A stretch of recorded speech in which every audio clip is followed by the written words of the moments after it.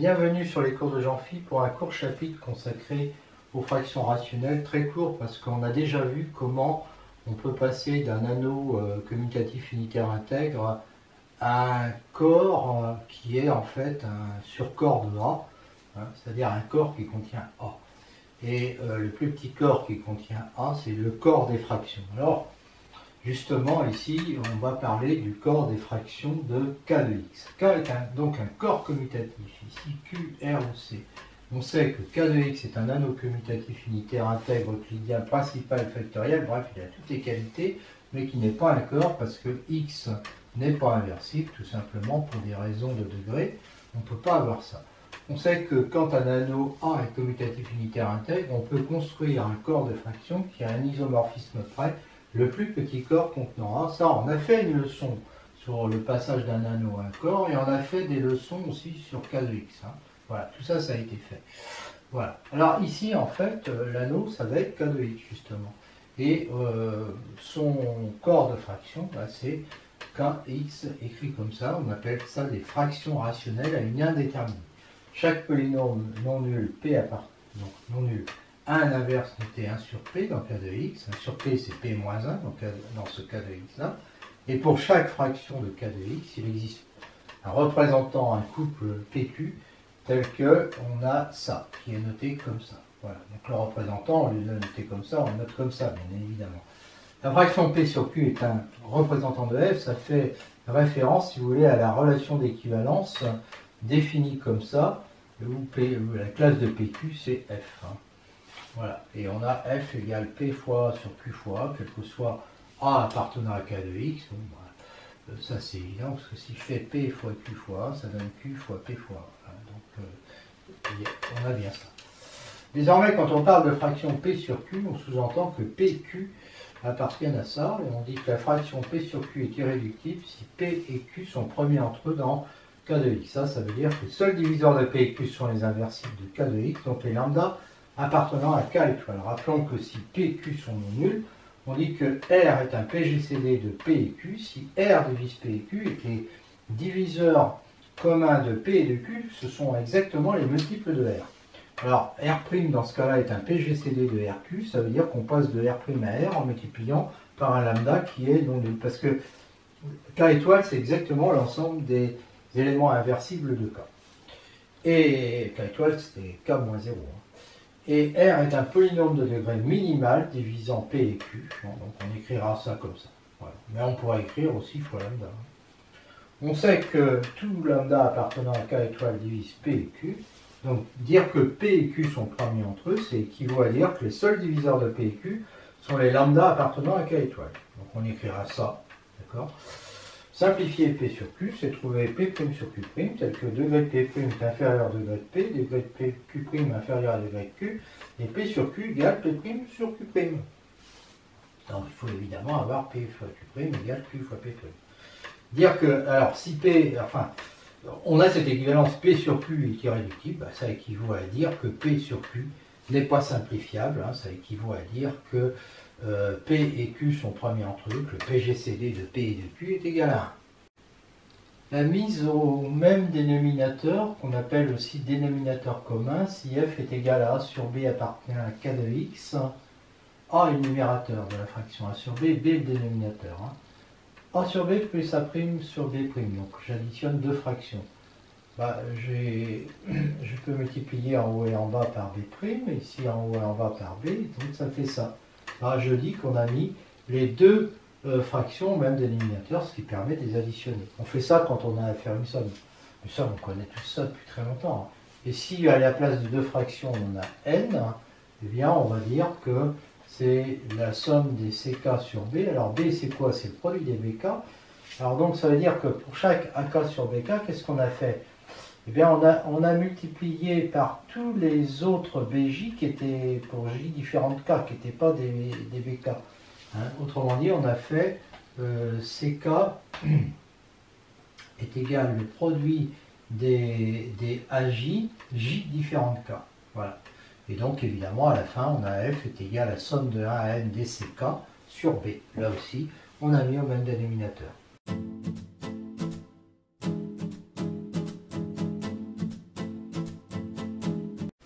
soit phi l'application de C de x vers C de x qui a ce polynôme P donne celui-là où on a juste pris les conjugués des coefficients en xk. On peut dire que cette application, c'est l'application conjuguée. Eh bien, c'est un isomorphisme d'anneau. Alors, il est évident que phi de 0 est égal à 0, que phi de 1 est égal à 1, que phi d'un polynôme constant lambda est égal à lambda bar, et que si on prend P et P' en remplaçant N et M par le plus grand des deux et en complétant sur l'un par des zéros, on a P, comme ça on se ramène à somme de 0 à N pour les deux, et bon, ben, je vous laisse voir, hein, c'est évident que l'on a ça, et donc phi de P plus phi de P'. Pour Pp', c'est une somme de CK, où les CK sont égaux à ça. Phi de Pp', c'est la somme des CK bar XK, mais CK bar, c'est ça. Et si je fais phi de P, phi de P', ça va être une somme de dk de XK, où les dk sont comme ça, et on voit que c'est CK bar. Et donc phi de Pp' est égal à phi de P, phi de P'. C'est une bijection parce que phi rond phi est égal à l'identité. Phi est une involution. Donc phi est un isomorphisme d'anneau. Alors on va le prolonger sur le corps des fractions, donc en faisant ça. À f égale 1 sur b, on a ceci, a bar sur b bar. Donc elle est définie, c'est un isomorphisme de corps. Elle est bien définie parce que si f est égal à a' sur b', eh bien on a ab' qui est égal à a'b, donc quand on passe au conjugué, ça fait ça grâce à ce qu'on a vu avant, et donc ça nous donne ça. Bon, par ailleurs, on a ça, là ça ne change pas. Hein. Et d'ailleurs, si on prend un polynôme P, on peut l'écrire P sur 1, il est envoyé en P bar sur 1 bar égale P bar, donc c'est bien un prolongement du phi qu'on avait avant, c'est pour ça que j'ai continué à l'appeler phi. D'accord? Donc si f est égal à ça et f' est égal à ça, f plus f', ben, ça fait ça, donc phi de f plus f', ça fera ça, et donc ça, ça marche. Pareil pour ff', d'accord? Et enfin, phi rond phi, c'est évident, est égal à l'identité sur C de x, donc c'est bien encore une involution, et c'est un isomorphisme de corps. P appartient à C de x et alpha appartient à C, alors P conjugué de P alpha est égal à conjugué de P en alpha bar. Évident parce que si je prends P de x, P égale somme des AK x puissance K, P de P bar, c'est somme des AK bar xk, mais quand je remplace x par alpha bar, ça fait somme des AK bar alpha bar k, à la puissance k. Et ça, c'est exactement le conjugué de somme de AK alpha à la puissance k, c'est-à-dire c'est P de alpha bar. Voilà. Donc on a ça. Si P appartient à C de x, que alpha est une racine de P dans C, donc d'ordre M, alors alpha bar est une racine de P bar d'ordre M, c'est évident, mais bon. P est égal à Q facteur de x moins alpha à la puissance M, avec Q qui s'annule pas en alpha, on est d'accord? Donc P bar est égal à Q bar, ben, j'utilise le homomorphisme que j'avais avant, donc ça fait Q bar, puis ensuite le conjugué de ça, ben, x moins alpha bar à la puissance M. Et comme Q bar en alpha bar est égal au conjugué de Q alpha, mais Q alpha est différent de 0, donc le conjugué est non nul. Donc je vois que alpha bar est une racine d'ordre M du polynôme P bar. Si P appartient à R de x, on peut aussi le considérer dans C de x, soit alpha une racine complexe d'ordre M de P. Alors alpha bar est une racine complexe d'ordre M de P, car alpha bar est une racine d'ordre M de P bar, mais ici P bar égale P.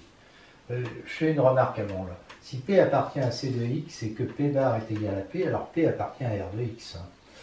Et d'autre part, si P appartient à C de x, P fois P bar est un polynôme qu'on peut considérer dans R de x. Démonstration du petit 1, P bar est égal à P. Alors si P appartient, c'est même équivalent, parce que si P appartient à R de x, bon ben là c'est évident que P bar est égal à P. Mais sinon, on a ça, ben, on fait passer de l'autre côté, d'accord, on obtient un polynôme nul, donc tous les coefficients sont nuls, donc AK bar est toujours égal à AK, donc AK appartient à R, donc P appartient à R de x. Et puis pour celui-là, on utilise le résultat du petit 1 en prenant le conjugué de P fois P bar, c'est P bar fois P, c'est-à-dire P fois P bar.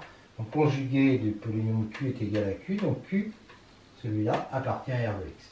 La conséquence de ce truc-là, si P appartient à R de X, sa factorisation dans C de X, ça va être ça, puisqu'il va y avoir des AI qui sont des racines réelles, puis des UI qui sont des racines non réelles, mais à ce moment-là, il y a U bar qui est une racine aussi avec le même ordre. Donc on obtient une factorisation comme ça. Et ça, c'est un polynôme QJ qui appartient à R de X, parce que quand on prend son conjugué, là j'utilise le résultat qu'il y a ici, le conjugué de ça c'est x moins ui bar à la puissance bêta i, ça c'est x moins ui à la puissance bêta i, donc j'ai p bar est égal à p, enfin qj bar est égal à qj, donc c'est bien un polynôme de R de X, et ça va permettre d'avoir la factorisation dans R de X, mais c'est des choses qu'on a déjà dites quand on a étudié les polynômes réels et polynômes complexes.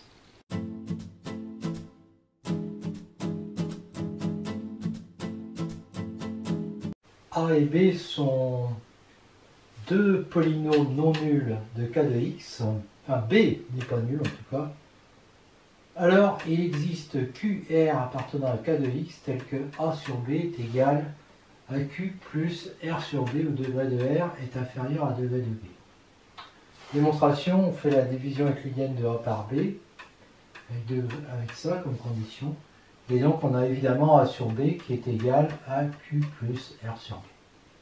Théorème, si R sur B est une fraction irréductible, vérifiant degré de R est inférieur à degré de B, et que B est égal au produit des 1 à n des BI où les BK sont de degrés supérieurs ou égaux à 1 et 2 à 2 premiers entre eux, alors il existe des polynômes R1 jusqu'à Rn tels que, on est ça, avec R1 et, enfin, pour tout petit, RI et BI sont premiers entre eux, et degré de RI est inférieur à degré de B. On commence par le cas n égale 2, et donc on a ça, et puisque ils sont premiers entre eux, on applique le théorème de Bezout, puis on multiplie par R pour avoir ça, et on fait la division euclidienne de U1R par B2 et de U de R par B1. Donc ça nous fait ça avec ces conditions-là. Donc R va être égal, puisqu'il est égal à ça, il va donc être égal à ça. Je peux factoriser B, et puis j'ai ça. Degré de B1 R2, c'est égal à degré de B1 fois degré de R2, ça va être inférieur à degré de B1 par degré de B2, c'est-à-dire degré de B, et de même ici. Et puis si Q1 plus Q2, donc ça a un degré inférieur à celui de B. Et puis ici, si Q1 plus Q2 est différent de 0, alors le degré de B, Q1 plus Q2, est supérieur ou égal à degré de B.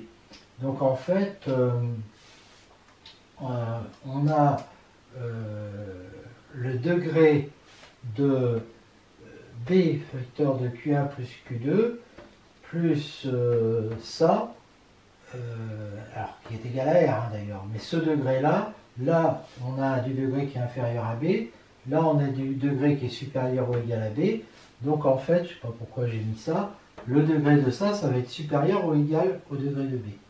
Donc supérieur au degré de R, sauf que c'est R, donc on a une contradiction, donc ça veut dire que Q1 plus Q2 est égal à 0.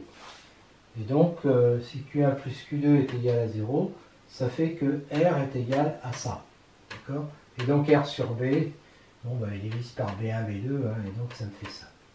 R1 est différent de 0, sinon on aurait R égale, alors ça on le trouve ici, on aurait R égale B1, R2, et donc B1 diviserait R, et comme il divise B puisqu'on a ça, B1 diviserait R et B, mais R sur B est irréductible, donc R et B sont premiers entre eux, donc il y a un problème puisque degré de B1 est supérieur ou égal à 1, de même R2 est différent de 0. Supposons que D divise R1 et B1.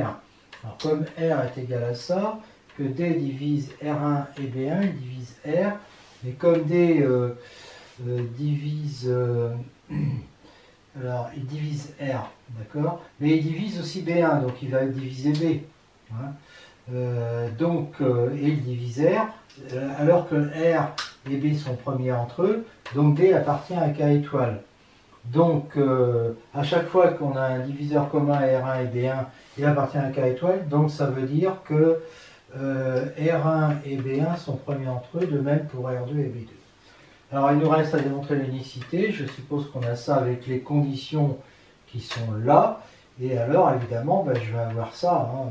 Je dis que ça c'est égal à R1 sur B1 plus R2 sur B2, donc ça me fait ça, donc je vois que B1 divise B2 facteur de R1 moins R'1, mais comme B1 et B2 sont premiers entre eux, eh bien B1 divise B2, pardon, facteur. Donc B1 divise R1 moins R', mais degré de R1 est inférieur à degré de B1, degré de R'1 aussi, donc degré de R1 moins R' est inférieur à degré de B1, alors que R1 divise B1. D'accord? Non. Alors que B1 divise R1 moins R'. Sauf que là, le degré est inférieur à celui-là. D'accord? Donc ça veut dire qu'en fait R1 moins R' est égal à 0, donc R' égale R1, et de même R'2 égale R2, et ça aboutit à l'unicité dans le cas n égale 2. Maintenant il nous reste le cas n supérieur à 2. Donc on a vu que la propriété était vraie à l'ordre 2, maintenant on doit démontrer qu'elle est toujours vraie. Donc on va appliquer le théorème de récurrence. On suppose qu'elle est vraie à l'ordre n. Alors quand je dis qu'on suppose qu'elle est vraie, c'est-à-dire qu'on suppose l'existence et l'unicité. Et on veut démontrer à l'ordre n plus 1 l'existence et l'unicité. Donc soit b est égal à ça, bi de degré supérieur ou égal à 1, 2 à 2 distinctes, etc. Donc b' et bn plus 1 vont être premiers entre eux parce que Bn plus 1 est premier avec tous les b. R sur B va pouvoir s'écrire R sur B', Bn plus 1. Et donc, on sait que ça peut s'écrire A1 sur B' plus Rn plus 1 sur Bn plus 1. D'accord? Et avec degré de A1 inférieur à degré de B', degré de Rn plus 1 inférieur à degré de Bn plus 1, A1 et B' premiers entre eux, Rn plus 1 et Bn plus 1 premiers entre eux. Ça, on l'a démontré dans le cas n égale 2. Et maintenant, on applique l'hypothèse de récurrence à A1 sur B'. Et A1 sur B' va donc être une somme de 1 à n des RK sur BK, où les RK et BK sont premiers entre eux, et le degré de RK est inférieur à le degré de BK.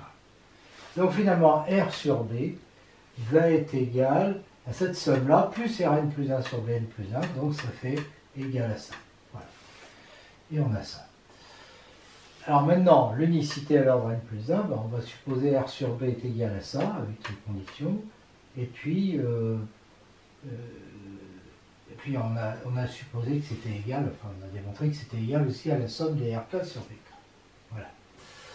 Alors, ce qu'on va faire, c'est qu'on va réduire la somme des RK sur BK, qui est là, au même dénominateur quand on l'a fait de 1 à n. Hein?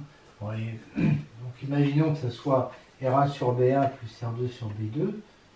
On va faire R1 B2 plus B1 R2 sur B1 B2.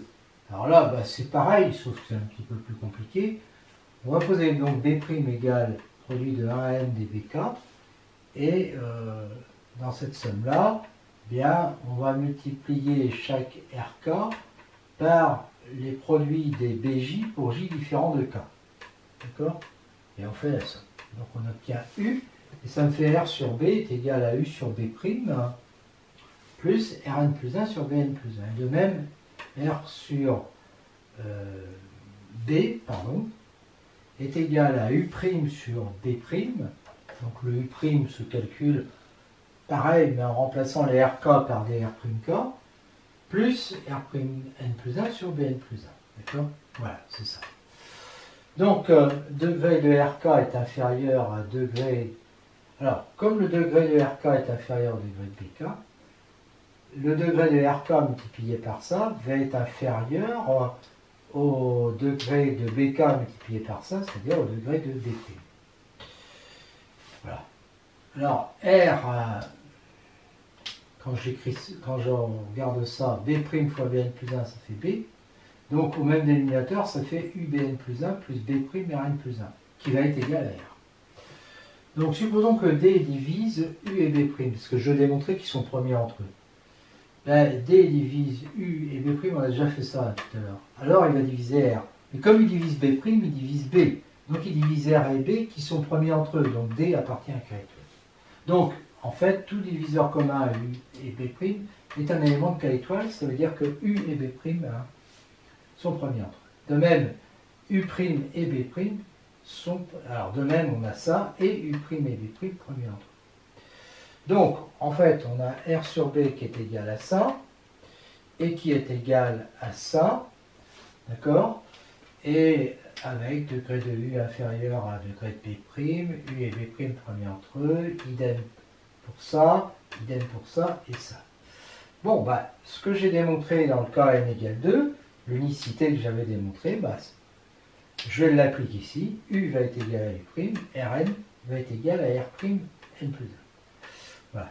Alors, de U égale U', je vais obtenir que, puisque ça, U sur B' c'est égal à ça, et qu'U' sur B' c'est égal à ça, j'obtiens que cette somme-là est égale à celle-là. Hein. Je peux l'appeler U sur B. Hein. U sur B est égal à U' sur B'. Et donc, j'applique à U sur B dans mon hypothèse de récurrence, hein, et puisque là, j'ai une somme de n termes, d'accord, qui vérifie tous degré de RK inférieur à degré de PK, degré de R'K inférieur à degré de BK, ils sont premiers entre eux, etc. Donc, l'unicité dans le cas n me donne que les RK vont être égaux à R'K. Voilà. Pour K allant de 1 à n. Sauf que on avait aussi Rn plus 1 qui est égal à R'N plus 1. Donc les RK vont être égales à R'K, quel que soit K allant de 1 à n plus 1. Donc j'ai démontré l'unicité dans le cas n plus 1. J'avais démontré l'existence, donc j'ai démontré la propriété. En fait, j'ai démontré que la propriété était vraie à l'ordre n plus 1. J'ai démontré que la propriété était héréditaire. Donc maintenant, j'utilise le théorème ou axiome de récurrence comme vous voulez, et j'en déduis que la propriété est toujours vraie. Et donc, le théorème est démontré.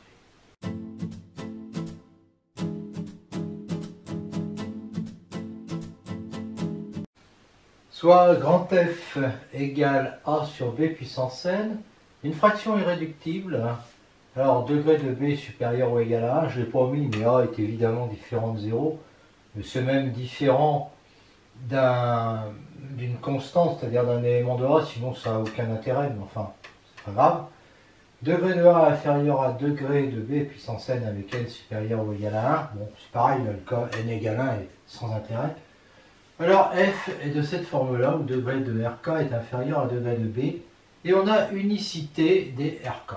Donc, unicité de cette décomposition. Démonstration par récurrence sur n, évidente si n est égal à 1, et on suppose qu'elle est vraie à l'ordre n, pour n'importe quelle fraction rationnelle. Soit f égale a sur b puissance n plus 1, n'importe quelle fraction rationnelle de cette forme, bien sûr. Irréductible où degré de a est inférieur à degré de b puissance n plus 1. On effectue la division euclidienne de a par b, d'accord, et on a donc f qui est égal à ça. Le degré de bq est égal au degré de a. Bah oui, parce que R, lui, a un degré plus petit. Donc le degré de BQ, c'est le degré de A, et il est inférieur à degré de B à la puissance n plus 1. Donc forcément, comme là, ça fait degré de B fois degré de Q, ça veut dire que degré de Q est inférieur à degré de B à la puissance n. D'après l'hypothèse de récurrence, Q sur B puissance n est donc égal à ça, avec des RK comme ça, et F à ce moment-là va être égal à ça, plus ça, donc voilà, c'est gagné. On a donc l'existence, et maintenant on va montrer l'unicité en supposant qu'on a aussi ça.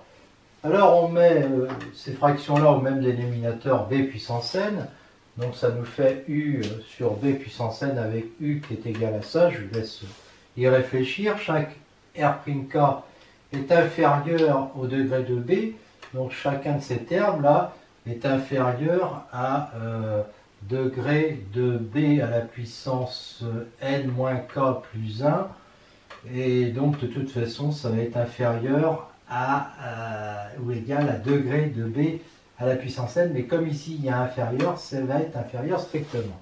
Donc j'ai ça qui est égal à ça, qui implique que, en regardant les numérateurs, donc en multipliant ici par B, A est égal à UB plus R'N plus 1, au degré de R'N plus 1 est inférieur à degré de B, mais on avait déjà la division euclidienne A égale B, Q plus R puissance pure plus Rn plus 1. Et donc R'N plus 1 est égal à Rn plus 1 et U est égal à Q.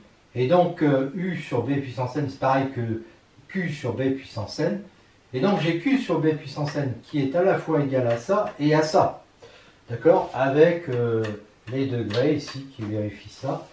Et donc j'ai l'unicité, ah oui, l'unicité qui était présupposée hein, dans la...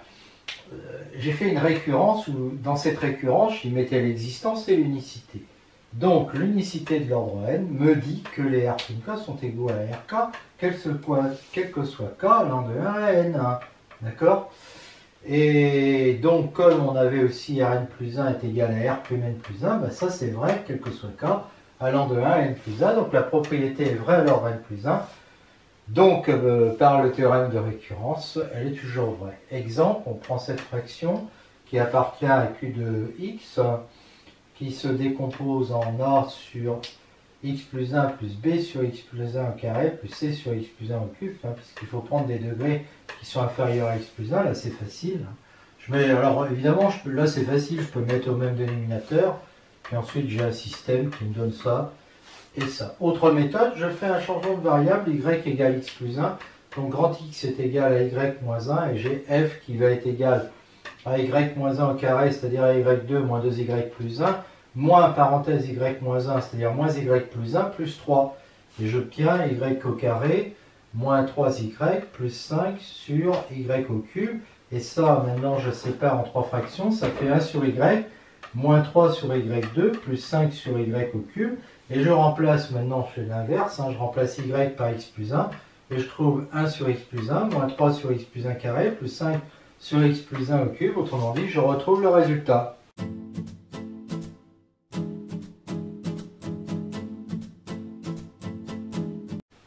On termine par le cas général où f est la fraction irréductible a sur b, avec b donné sous forme de sa décomposition en produit de facteur premier dans le cas de x. Sachant que a et b sont premiers entre eux. Donc on a déjà simplifié, si vous voulez, la fraction. Les alpha i étant, c'est des alpha j d'ailleurs, supérieurs ou égal à 1. Alors il existe Q appartenant à K de x et RJK et del RJK appartenant à R de x tel que F égale Q plus une somme comme ça, où à chaque fois degré de RJK est inférieur à degré de BJ, quel que soit J et K. Et cette décomposition est unique, c'est-à-dire Q est unique et puis les RJK sont uniques. Démonstration divisant A par B, division euclidienne, on a donc ça, c'est des choses qu'on a déjà fait. CJ, je vais poser égal à BJ à la puissance alpha J. Les BJ sont 2 à 2 premiers entre eux, donc les BJ alpha J aussi, donc les CJ aussi.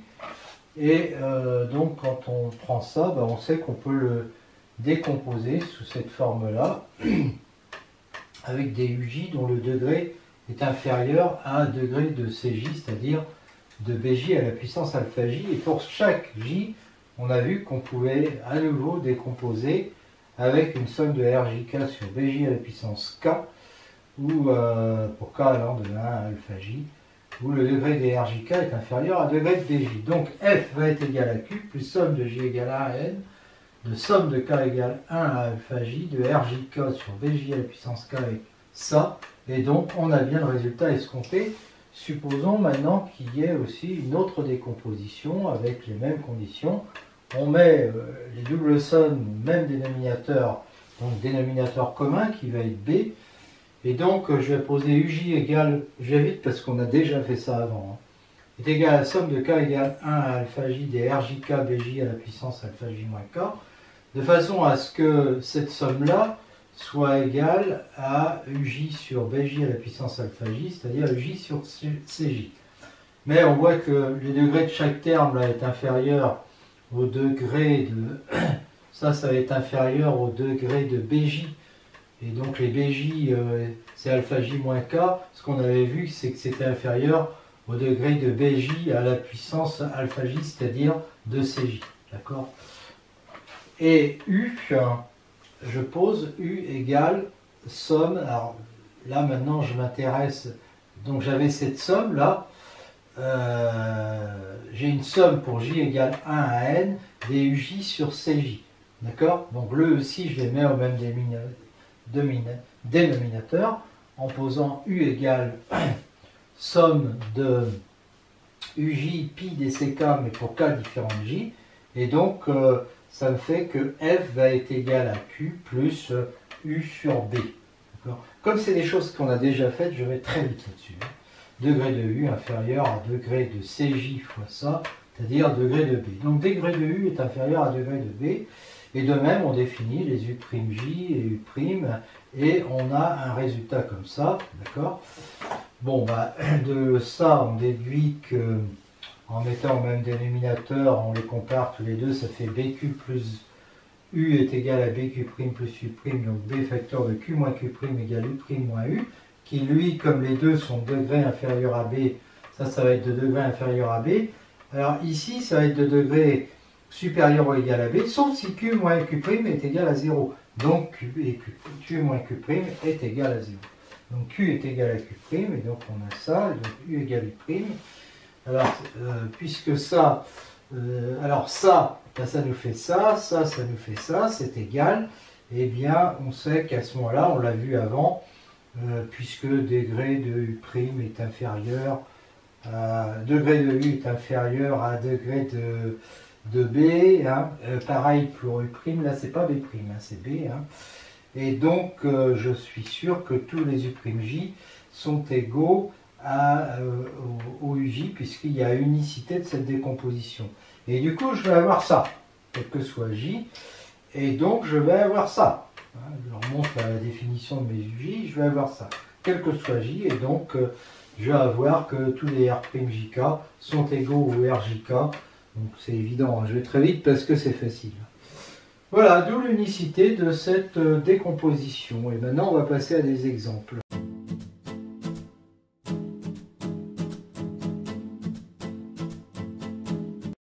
Alors, comment est-ce qu'on va faire pour décomposer une fraction rationnelle A sur B? Eh bien, si le degré de A est supérieur ou égal au degré de B, on effectue d'abord une division euclidienne, hein, comme on a fait dans les démonstrations, pour se ramener au cas de degré de A inférieur à degré de B. Puis on décompose B en produit de facteur premier. Ensuite, ça va être suivant la situation, puis c'est souvent du bricolage. On essaie d'éviter les systèmes d'équations, on peut utiliser des méthodes d'analyse limitant A appartenant à R, si x moins A est au dénominateur, limitant plus ou moins l'infini. On peut aussi faire des changements de variables comme y égale x moins A, on a déjà vu, et des divisions suivant les puissances croissantes de y. Si k est égal à r, on peut décomposer dans c de x et revenir dans r de x après, mais c'est à éviter. Dans c de x, si on donne a et b, hein, donc dans r de x, et qu'on demande de décomposer dans c de x, on peut aussi utiliser la conjugaison. Exemple 1, on prend cette fraction, là le degré c'est 4, ici c'est 3, on fait une division euclidienne. Hein, d'accord, et on obtient ça, et donc quand on va diviser par x moins 1, x2 plus 1, ça va nous faire ça. Voilà. Après, il faut décomposer ça, il se décompose sous cette forme-là, hein, puisque là il y a du degré 1, là il y a du degré 2, donc il faut mettre du degré 1. Alors comment avoir A? On peut par exemple multiplier par x moins 1, alors il faut multiplier des deux côtés. Alors là ça paraît long ce que j'ai écrit, mais c'est des trucs à faire de tête. Si je multiplie par x moins 1, ça me débarrasse de x moins 1. Et ensuite, je remplace x par 1. Ça fait 1 sur 2. D'accord? Là, je multiplie par x moins 1 et je multiplie par x moins 1. Je vais trouver A. Et là, je multiplie par x moins 1 et je remplace x par 1, ça va faire 0. D'accord? Donc, je vais avoir A est égal à 1,5. Voilà. Alors, une fois que j'ai A, Je peux aussi, c'est facile d'avoir x, parce qu'il suffit de multiplier par x pour avoir du carré, par x, et par x ici, puis de passer à la limite en plus infini. J'ai du x sur du x au cube, ça va tendre vers 0. Hein. Là, j'aurai du x sur x moins 1, ça va tendre vers a fois 1, a. Et là, je vais avoir du bx2 sur x2, ça va tendre vers b. Donc ça va me faire a plus b est égal à 0. Donc b égale moins 1,5. Alors pour c, bon, pour c de tête, on peut réduire au même dénominateur ça. Le terme constant va être a fois 1 moins 1 fois c. Donc a moins c. A moins c qui doit être égal à 1. Donc a moins c égale 1, ça veut dire que c est égal à a moins 1, c'est-à-dire 1,5 moins 1 égale moins 1,5. Bon, bah après, je remplace a, b et c donc par les 1,5 et moins 1,5, et je trouve ça. D'accord ? Vous pouvez aussi aller un petit peu plus vite en remarquant dès le début que x puissance 4, c'est pareil que x puissance 4 moins 1 plus 1. Alors le x puissance 4 moins 1, bah, c'est x2 moins 1, le facteur de x2 plus 1. Et le x2 moins 1 divisé par x moins 1, il nous fait le x plus 1. Et puis il va rester le 1 sur... Disons que ça a évité la division euclidienne. Voilà. Exemple, deuxième exemple, avec cette fraction qu'on va décomposer dans R de x et C de x. Dans R de x, c'est le même exercice que le précédent, hein, donc une décomposition comme ça.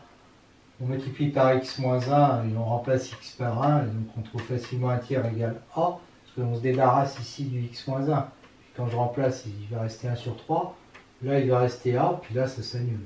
D'accord ? Et puis pour avoir b, on multiplie par x, on fait tendre vers l'infini, donc 0 égale a plus b, qui me donne b égale moins 1 tiers, et pour c, on garde le terme constant a moins c qui va être égal à 1, et donc c qui est égal à moins 2 tiers, et donc on trouve ça.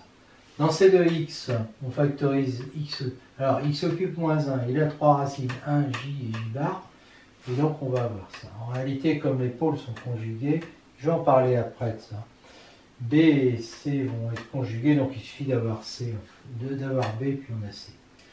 Donc, en multipliant par x moins j, puis en faisant x égale j, il va se passer quoi?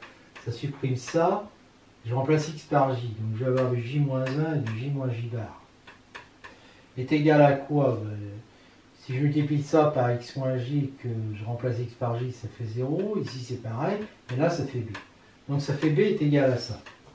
D'accord? Et ça, en utilisant le fait que 1 plus j plus j2 égale 0, ça fait 1 sur 3 j2, c'est-à-dire j sur 3, donc c va être égal à 1 sur 3j, c'est-à-dire j bar sur 3. Et donc j'obtiens ça. Et je peux me ramer, je peux retrouver la décomposition dans R en mettant ça au même dénominateur. Donc le x, il va être facteur de j plus j bar, c'est-à-dire moins 1,5 fois 2, c'est-à-dire moins 1. Hein, alors il y a un 3 là, hein, bien sûr.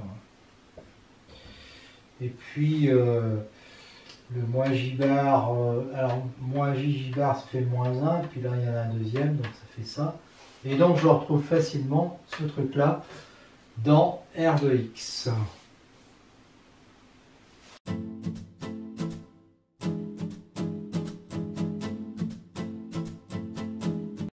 Remarque, la fraction f égale a sur b dans R de x, on peut la considérer évidemment dans C de x. On suppose que degré de d est égal à n supérieur ou égal à 2 si lambda appartient à R étoile et le coefficient en x puissance n de b, on peut toujours écrire ça, et donc on se ramène à un polynôme unitaire en bas, et donc là on va supposer que b est unitaire. On suppose aussi qu'il a au moins une racine complexe non réelle. On sait que P peut s'écrire à ce moment-là comme ça, hein, parce que les complexes conjugués sont de même ordre. Hein. Donc P positif, il peut être nul. Puis par contre, comme je vais supposer qu'il a une racine complexe, ben, je prends supérieur à 1. Les AI appartiennent à R, les UI ne sont pas réels, et N évidemment est égal à P plus 2Q. On a la décomposition dans C, hein, donc bon, je n'ai pas de commentaire là-dessus. Hein. Voilà. A priori, les lambda ik, les mu ik et les mu prime ik sont tous dans C, et C est un polynôme de C de x. On ne peut pas se conjuguer, et donc on obtient facilement ça. Hein. là, AI est réel, donc ça ne change pas. Par contre, ici, ben, mu ik bar sur x moins ui bar, hein, et puis là, x moins ui avec mu prime ik bar. D'accord? Mais f est égal à a bar sur q bar égale a sur q est égal à f. J'aurais pu dire directement hein, que f bar pardon, est égal à f, hein, puisque f appartient à R de x. Donc l'unicité de la décomposition nous donne immédiatement que C est égal à C bar, que les lambda ik sont égaux à lambda ik bar, hein, d'accord, que les mu ik, donc qui sont là-dessus, les mu ik, on va les retrouver ici, c'est des mu prime k bar, hein, donc les mu ik sont des mu prime ik bar, et puis les autres pareil, d'accord. Et donc ça nous dit quoi ça? Que C est un polynôme dans R de x, que lambda ik est réel et que tous les mu ik, que ces coefficients-là sont conjugués. Voilà, d'accord? Et donc f va s'écrire comme ça, d'accord? Et ça permet aussi d'avoir la décomposition de f dans R de x, puisque FIK, là, le FIK, il est égal à FIK bar, donc il appartient à R de x. Conclusion, moi ce qui m'intéresse, c'est de voir que les pôles réels ont des coefficients réels, les pôles complexes non réels conjugués ont des coefficients conjugués. Un petit exemple facile avec 1 sur x2 plus 1 au carré à décomposer dans C. Donc les racines CI et moins I, donc la décomposition est comme ça. Donc si je multiplie par x plus I, puis que je fais x égale moins I, je vous laisse le faire, hein. On a facilement 1 sur moins 2i au carré est égal à b, donc b égale moins 1 quart, et donc b bar est égal à moins 1 quart aussi, puisqu'il est réel. Donc ces coefficients-là peuvent très bien être réels. Hein. Pour a, ben, on multiplie par x, puis on fait tendre vers plus l'infini, on a a plus a bar égale 0. Hein. Puis si je remplace x par 0, c'est quelque chose que je n'avais jamais fait ça. 1 va être égal à a sur i plus a bar sur moins i moins, moins b, parce que ça fait moins 1, moins b bar. Bon, après, comme on sait que b et b bar sont égaux à moins 1 quart, et puis que a plus a bar est égal à 0, alors de ça, là, on va avoir facilement a moins a bar, hein, je vais se vérifier, qui est égal à i sur 2. Et donc, comme a plus a bar est égal à 0, ben on va trouver facilement que 2a égale i sur 2, donc a égale i sur 4, a bar égale moins i sur 4. Et donc la décomposition, ça va être un quart de i sur x plus i, hein, puisque j'ai i sur 4, moins i sur x moins i. Là, j'avais moins 1 sur x plus i au carré, moins 1 sur x moins i au carré. Bon, ça ne va pas permettre d'avoir la décomposition dans R de x, puisque la décomposition dans R de x, on l'a déjà, c'est ça. D'accord? Donc là, il n'y a rien à faire. Un dernier exemple simple, parce que je reconnais volontiers avoir évité les problèmes très compliqués avec des fractions où les calculs sont épouvantables. Donc celui-là, on pose y égale x moins 1. Et donc, on a y au cube, x égale y plus 1, donc ici ça devient y moins 1, et ici ça devient x égale y plus 1, donc y plus 3, et on fait la division de 3 plus y par moins 1 plus y, suivant les puissances de y, à l'ordre croissance. À l'ordre 3 moins 1, c'est-à-dire 2, donc en 3, combien de fois moins 1? Ben, moins 3. Moins 3y que j'enlève à y, ça fait 4y. Là, je mets moins 4y pour faire plus 4y. Puis j'enlève moins 4y2, c'est-à-dire que ça fait plus 4y2. Donc là, je mets moins 4y2 que j'enlève. Et du coup, ça me fait plus 4y3.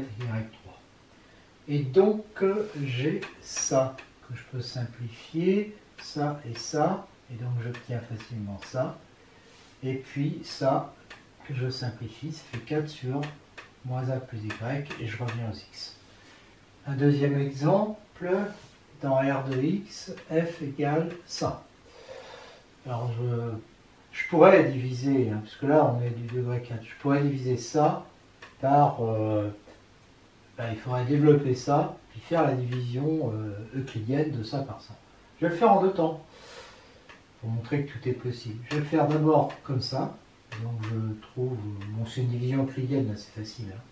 Donc je vous laisse vérifier qu'on trouve bien que x5 plus 2 est égal à ça fois ça plus ça. Et ça, je vais le simplifier. Donc ça et ça va se simplifier, donc ça fait ça, et il reste ça. D'accord, donc voilà pour f. Et là, je vais recommencer, c'est-à-dire que ce truc-là, je vais le diviser par ça. Alors, je vous laisse vérifier que ça fait ça. Et donc, ça fait ça, plus 1 moins x sur ça. Alors, ça, ça va me faire du x moins 2, donc ça sera la partie entière de ma décomposition, plus x plus 3 sur x2 plus x plus 1, plus moins x plus 1 sur x2 plus x plus 1 au carré, et c'est bien la décomposition d'horaire. Alors évidemment, il y a des racines, hein, j et j bar, hein.